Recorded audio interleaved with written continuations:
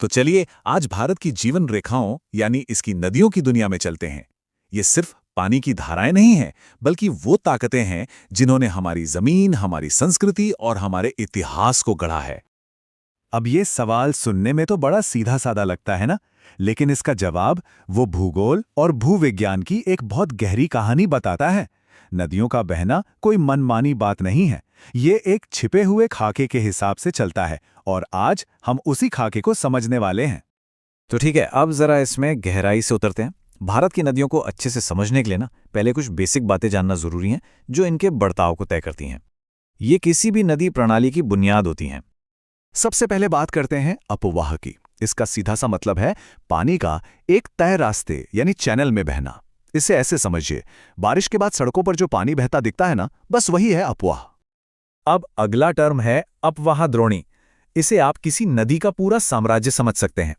ये वो सारा इलाका है जहां से एक मुख्य नदी और उसकी सभी छोटी छोटी सहायक नदियां अपना पानी इकट्ठा करती हैं। और फिर आता है जल विभाजक। सोचिए, ये एक कुदरती बाउंड्री है, जैसे कोई पहाड़ या ऊंची जमीन।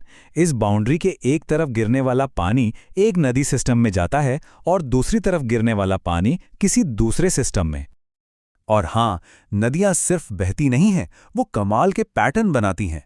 सबसे आम है वृक्षाकार पैटर्न, जो बिल्कुल पेड़ की टहनियों जैसा दिखता है।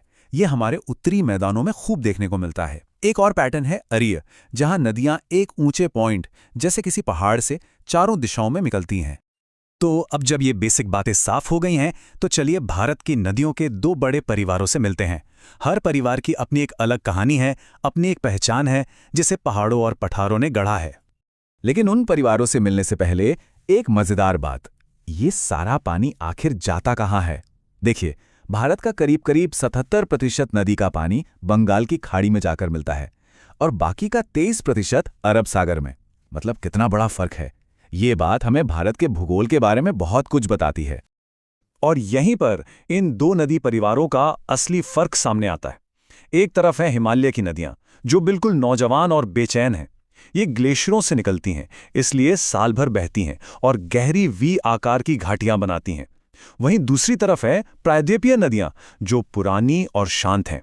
इनका पानी मानसून की बारिश पर निर्भर करता है और ये चौड़ी उथली घाटियों में बहती हैं क्योंकि ये बहुत पुराने पठार का हिस्सा हैं। तो सबसे पहले बात करते हैं पहले परिवार की, यानी शक्तिशाली हिमालयी नदियों की। ये नदियां भूवैज्ञानिक तौर पर बिल्कुल नई हैं और इनकी ताकत का अंदाजा इसी बात से लगाया जा सकता है कि ये आज भी पहाड़ों को काट रही हैं, अपना रास्ता बदल रही हैं और हमारे लैंडस्केप को लगातार एक नया आकार दे रही हैं। और इनकी कहानी तो किसी महाकाव्य से कम नहीं है। सोचकर देखिए, लाखों साल पहले एक ही विशाल नदी हुआ करती थी, जिसे वैज्ञानिक इंडो ब्रह्म कहते हैं। ये पूरे हिमालय के साथ साथ बहती थी। फिर धरती के अंदर की ताकतों ने पोटवार पठार को ऊपर उठा दिया और इस महानदी के 3 टुकड़े हो गए, जिससे आज की 3 महान नदियां बनी। और वो 3 टुकड़े ही आज की हमारी 3 महान नदी प्रणालियां हैं। सबसे पश्चिम में सिंधु प्रणाली, जिसने प्राचीन सभ्यताओं को जन्म दिया। बीच में गंगा प्रणाली, जो भारत के सबसे घनी आबादी वाले इलाकों की प्यास बुझाती है। और पूरब में शक्तिशाली ब्रह्मपुत्र, जो अपनी जबरदस्त ताकत के लिए जानी जाती है। और इन तीनों में गंगा का स्थान सबसे ऊपर है। लंबाई 2525 किलोमीटर से भी ज्यादा, और ये भारत की सबसे बड़ी नदी द्रोणी बनाती है। पर यह सिर्फ एक नदी नहीं है, ये करोड़ों लोगों के लिए आस्था और संस्कृति की जीवनधारा है। और फिर है ब्रह्मपुत्र, जो अपनी तूफानी और अप्रत्याशित प्रकृति के लिए जानी जाती है। जैसा कि कहा भी जाता है, ये नदी बाढ़, रास्ता बदलने और किनारों को काटने के लिए कुख्यात है। इसकी विशाल सहायक नदियां भारी बारिश के कारण अपने साथ बहुत सारी गाद ले आती हैं, जिससे नदी का तल ऊपर उठ जाता है और अक्सर विनाशकारी बाढ़ आ जाती है। तो हिमालय की उन युवा और अशांत नदियों से निकलकर अब चलते हैं भारत के दूसरे नदी परिवार की तरफ, प्रायद्वीपीय नदियां। ये हिमालय की नदियों से बिल्कुल उलट हैं, पुरानी, स्थिर और जिनका रास्ता काफी हद तक तय है। देखिए, ये नदियां हिमालय की नदियों से कहीं ज्यादा पुरानी हैं। मतलब ये अब अपनी मैच्योरिटी पर पहुंच चुकी हैं। ये अब पहाड़ नहीं काट रही, बल्कि अपनी बनी बनाई चौड़ी घाटियों में आराम से बहती हैं। और हाँ, इनका पानी पूरी तरह से मानसून पर निर्भर करता है, जिस वजह से ये बारहमासी नहीं होती। लेकिन यहाँ एक बड़ा ही दिलचस्प मोड़ है, जहाँ ज्यादातर प्रायद्वीपीय नदियाँ जैसे गोदावरी और कृष्णा पूरब की तरफ बहकर बंगाल की खाड़ी में मिलती हैं, वहीं नर्मदा और तापी इस ट्रेंड को तोड़ देती हैं। ये एक दरार घाटी से होकर पश्चिम की ओर बहती हैं और अरब सागर में मिल जाती हैं। तो हमने इन दो अलग अलग नदी परिवारों की पूरी कहानी समझी, पर आखिर में ये सब इतना मायने क्यों रखता है? क्यों हम इनकी बात कर रहे हैं? क्योंकि ये नदियां भूगोल के नक्शों पर सिर्फ लकीरें नहीं हैं, ये हमारे जीवन का आधार हैं। ये सचमुच हमारे देश की जीवन रेखाएं हैं।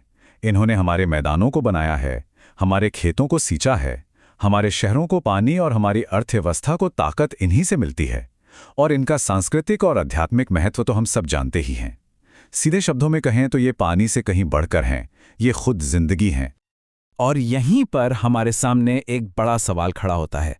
जिस तरह से मौसम बदल रहा है और पानी की ज़रूरतें बढ़ रही हैं, इन महान नदियों का भविष्य क्या होगा? इन अनमोल जीवन रेखाओं को बचाए रखना एक ऐसी चुनौती है जिसका जवाब हम सबको मिलकर खोजना होगा।